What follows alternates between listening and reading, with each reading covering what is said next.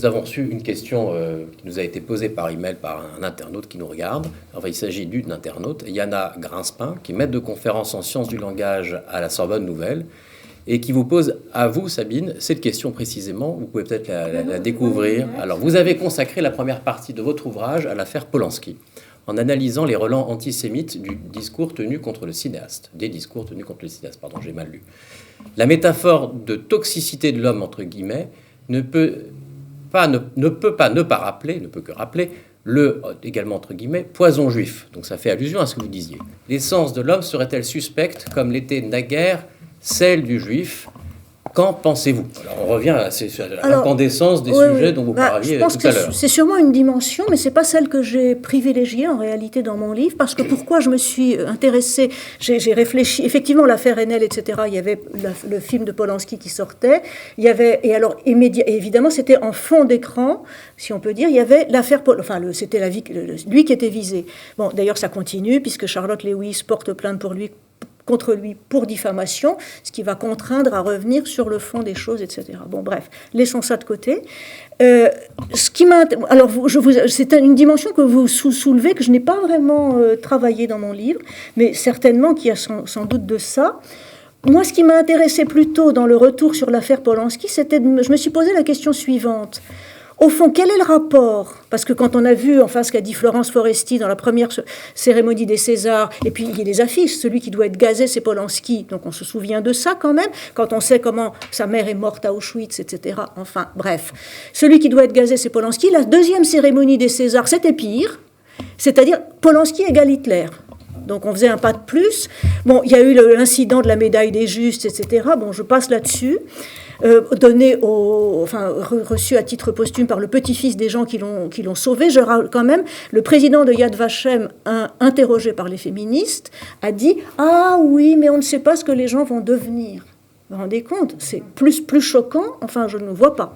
Donc moi, ma question, elle était plutôt « Quel rapport y a-t-il entre l'affaire Samantha Geimer, il y a 45 ans, et les imprécations antisémites? Strictement aucun. » Excusez-moi, juste pour préciser, Samantha Geimer, qui avait été, la victime, qui a eu dans les années 70, qui est une victime il y a une vérité judiciaire, etc. Bon, voilà, on ne va pas s'étendre là-dessus, mais je me suis dit, mais il n'y a aucun rapport, aucun. Donc, qu'est-ce que ça nous raconte, cette histoire? J'ai essayé de lire ce que ça nous racontait.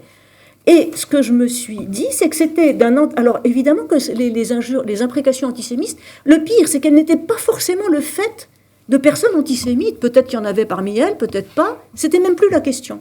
C'était un discours d'antisémitisme post-Shoah. Et je me suis dit, c'est quoi l'antisémitisme post-Shoah? Si les contenus sont les mêmes que l'antisémitisme traditionnel, donc ce que vous dites, le poison juif et ainsi de suite, le sens de cet antisémitisme n'est pas le même après la Shoah, parce qu'il y a eu la Shoah, c'est-à-dire l'extermination des Juifs.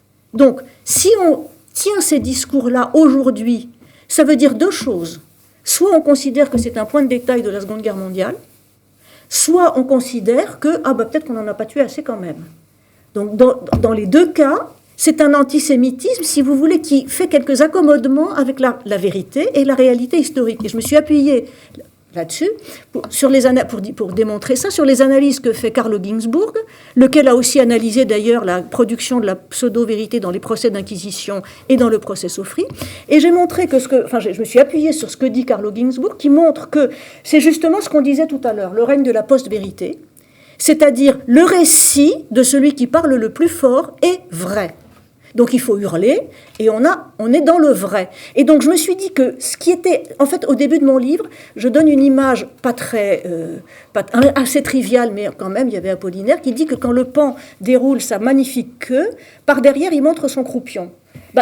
L'usage de l'affaire Polanski, c'est le croupion de MeToo, si vous voulez, au sens où ça nous dit quelque chose sur le rapport à la vérité de MeToo, c'est-à-dire, ce qui importe, ce ne sont pas les faits, ce sont les discours d'accusation qui disent vrai, par définition. C'est-à-dire qu'ils sont donc c'est pour ça que quand Ginzburg analyse le discours négationniste, il dit bien que les théories, par exemple d'Hayden White, disons, qui considère à la suite de ce qui n'est pas le meilleur Barthes, c'est-à-dire que le discours de la fiction et le discours de l'histoire sont de même nature parce que tous les deux sont sont des récits.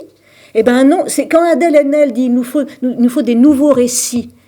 Ces récits non pas au sens de la narration de quelque chose qui s'est produit, c'est au sens de la production d'une vision du monde. Storytelling.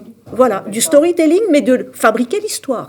Et donc, je me suis dit que l'antisémitisme post-choix, c'est l'antisémitisme qui, qu'il le veuille ou non, a à voir avec le négationnisme, c'est-à-dire avec une relativisation. D'ailleurs, quand on a dit que Adèle Haenel, c'était le nouveau Primo Levi, et l'inceste, on revient là-dessus, crime contre l'humanité, l'imprescriptibilité, c'est la même histoire. Donc, en fait, ce qui m'a intéressé dans l'affaire Polanski, c'était plutôt que, même si c'est vrai, ce que vous dites, retour des vieux contenus antisémites, bien sûr, il y avait ça, mais quel sens ça a aujourd'hui par rapport à la question du rapport à la vérité et aux faits? C'est ça qui m'a intéressé en réalité. Et c'est pour ça que j'ai pris un peu de temps de revenir sur cette affaire, et sur, plus exactement, l'usage qui en est fait par les MeToo.